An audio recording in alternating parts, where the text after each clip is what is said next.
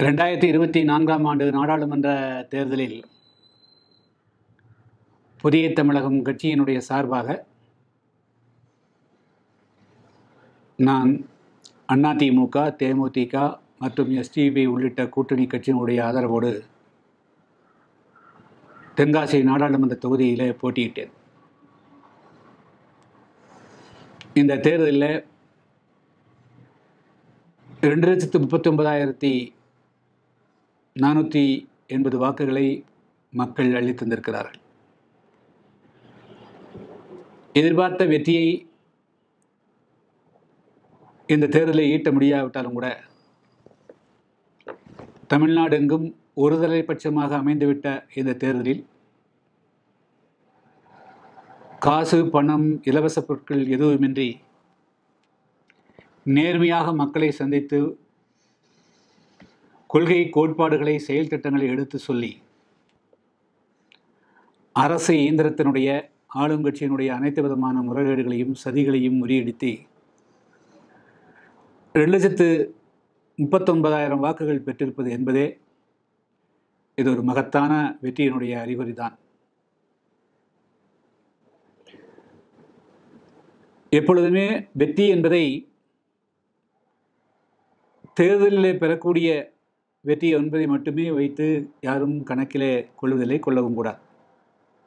ஒரு கட்சியினுடைய லட்சியம், குறிக்கோள், நோக்கம் என்ன என்பதை பொறுத்துத்தான் அந்த கட்சி எந்த அளவிற்கு முன்னேறி செல்லுகிறது என்பது வெளிச்சமாகும். அந்த வகையில் ஏறக்குறைய 30 ஆண்டு காலமாக தமிழகத்தினுடைய அரசியல் களத்தில் நிலைத்து வரக்கூடிய புதிய தமிழகம் கட்சி, அரசியல் களத்திலே தவிர்க்க முடியாத இயக்கமாக எழுந்திருக்கக்கூடிய புதிய தமிழகம் கட்சி வரக்கூடிய காலகட்டங்களில் சமூக தளத்திலே எந்த அளவுக்கு மிகப்பெரிய வெற்றியை பெற்றிருக்கிறதோ அதே போல அரசியல் தளத்திலேயும் மிகப்பெரிய வெற்றிகளை ஈட்டக்கூடிய காலகட்டம் உருவாகும். புதிய தமிழகம் இல்லாமல் தமிழகத்தில் அரசியலே இல்லை என்ற சூழல் நிச்சயமாக உருவாகும். எனவே எப்பொழுதும் மக்களோடு இருப்பது என்பது ஒரு அரசியல் கட்சிக்கு மிக மிக முக்கியமான அம்சமாகும். அந்த வகையில் வாக்களித்த தென்காசி நாடாளுமன்ற தொகுதி மக்களுக்கு நன்றி தெரிவிக்கக்கூடிய வகையில் வரக்கூடிய 29ஆம் தேதி, அதாவது சனிக்கிழமை அன்று தென்காசி நாடாளுமன்ற தொகுதிக்கு உட்பட்ட 6 சட்டமன்ற தொகுதிகளிலேயும் காலை முதல் மாலை வரையிலும் தொடர்ந்து பயணம் செய்து மக்களை எல்லாம் சந்தித்து நன்றி தெரிவிக்க இருக்கிறேன். 29ஆம் தேதி, அதாவது நாளை மறுநாள் சனிக்கிழமை காலை 9:30 மணிக்கு ஸ்ரீவில்லிபுத்தூர் பெருந்தலைவர் காமராஜருடைய சிலைக்கு மாலை அணிவித்து அங்கே நன்றி தெரிவிப்பு நிகழ்ச்சியில் பங்கு பெற்று அதைத் தொடர்ந்து பயணித்து ராஜபாளையம் சென்று 11:30 மணிக்கு பழைய பேருந்து நிலையம் அருகாமையில் அங்கு ராஜபாளையம் சட்டமன்ற தொகுதி மக்களுக்கு நன்றி தெரிவிக்கும் மேடையில் நின்று அந்த நிகழ்ச்சியில் பேசிவிட்டு அதுக்கு பிறகு சங்கரன்கோவில் சட்டமன்ற தொகுதிக்கு 1:30 மணி அளவில் சென்று அங்கும் சங்கரன்கோவில் சட்டமன்ற தொகுதி மக்களுக்கும், அதைத் தொடர்ந்து 3 மணி அளவில் வாசகம் சட்டமன்ற தொகுதி மக்களுக்கு புளியங்குடியில் அமைக்கப்பட்டிருக்கூடிய மேடையில் தோன்றி அங்கும் 4:30 மணிக்கு கடையநல்லூர் சட்டமன்ற தொகுதி மக்களுக்கு கடையநல்லூர் மணிக்கூண்டு அருகில் அமைக்கப்பட்டிருக்கூடிய மேடையிலும் 6 மணி அளவில் தென்காசி சட்டமன்ற தொகுதியில் புதிய பேருந்து நிலையம் அருகேயும் நான்